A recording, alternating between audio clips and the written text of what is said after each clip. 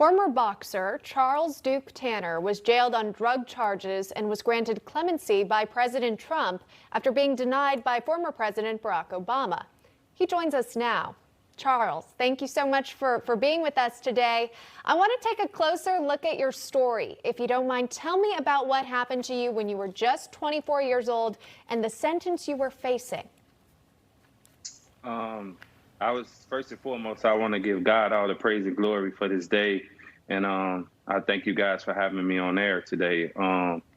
Yes, I was arrested for my first crime in 2004 for a nonviolent drug conspiracy. And it led me to a double life sentence. And I was sent away for it. And I was granted clemency by President Trump, October 21st, 2020. I've been gone 16 years so far, but you know, the life sentence was reduced in 2016 based on the drug -2 or whatnot, the 782 amendment. But I still had 10 years left over my head with a 30-year sentence for a nonviolent drug crime. Wow. Okay, so granted clemency by President Trump, and I want to get to that in just a moment. But under the Obama administration, I'm assuming you had applied as well and were not granted clemency. Tell me why you think that was the case. It just wasn't my destiny. You know, actually my trial co-defendant who went to trial with me was granted clemency by President Obama, but I just believe it wasn't my destiny to get granted clemency then. It was my destiny to get granted clemency by President Donald Trump. And I think it's showing the world that, you know, God have his hand on everything. And I'm just so thankful it was ordained this way, because the President of the United States of America now in 2020, President Donald Trump, is the one who let me go. And I'm thankful for that. Yeah. Tell me about that moment when you received that call and you heard that the president was going to make it happen for you.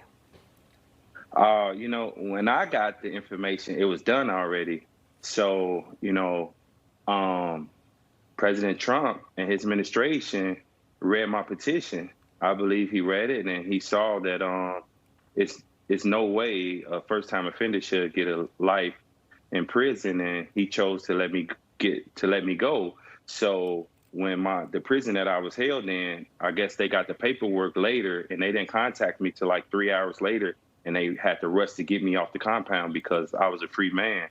So when they told me everything was a rush, it was a surprise, and I just started sweating and praising God. It was just beautiful, you know? Yeah, what an incredible second chance, another shot to get it right in life. And Charles, thank you for sharing that story with us. It's very inspiring. I do want to switch gears and take a look about, you know, maybe part of the reason why you had ended up in the situation you did to begin with.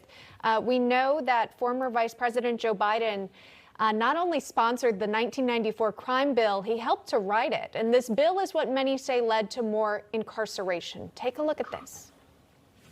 I wasn't wedded to the notion. Every time Richard Nixon, when I was running in 1972, would say law and order, the Democratic mantra, the response was law and order with justice, whatever that meant. And I'd say lock the SOBs up. And Charles, he might become the next president. What would you like to say to him? And what do you think of the fact that Joe Biden and his running mate Kamala Harris bill themselves as champions for civil rights? I'm really not too fond of the politics situation, but I would like to tell the Vice President Biden about it's so many good men that has done pure rehabilitation that I've been with in prison that need to get the second chance that I got. And I have heard him say many times that he believed that he was wrong for the bill.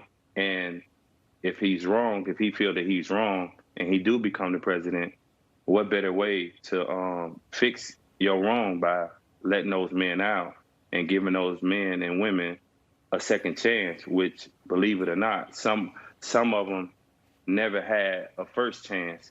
So with that being said, you know, I would like to even be a part of helping get these men a second chance, because you got some of those guys been locked up since '94 for a nonviolent drug offense that don't have the hope that Right. the only way out is a clemency. So if he do anything, my main thing that I would like everybody to know is if he do create a new law, make it retroactive so those guys don't even have to fight, or those women don't even have to fight for their freedom. And that's the best way to handle it. And then that same justice that they thought was being done when they said it was a war on drugs, give us the justice and let those men and women come home, because that's what I received when I got let go. Yeah. I received justice. You know, I understand that they thought it was a war on drugs at the time, but as you see now, they saying that the rules that they laid down wasn't correct. It wasn't right. So why are guys still locked up under 100-to-1 ratio for crack cocaine? Why that doesn't exist no more? I mean, and they had done several years. You got a lot of men and women still got life sentences for marijuana. A lot of states are approving marijuana. So we got to get in and fix those guys and make it retroactive and work on sentencing reform. It sounds like you want to make a difference. You're taking that second chance and using it to help others. Charles Duke Tanner joining us live on the program, sharing your story, an inspiration to many. Charles, thank you. Thank you so much. And thank you, President Trump, once again for letting me go home, and everybody that's been supporting me. I'm showing true redemption. Yeah. I'm working. And like I said, if President Biden, Vice President, get into office, we got to let those guys go. They got to get let go. You want to make a difference. You want to make a difference. We got to make a difference. Absolutely. Praise God. All right. Thank you Thanks, so much. Charles. Thank you. God bless. Newsmax TV is now America's fastest growing cable news channel. We give you the real news you need. So subscribe to our YouTube channel and give us a thumbs up. If you like this video, share it with your friends. Newsmax TV streams live on YouTube for free. Newsmax TV, real news for real people.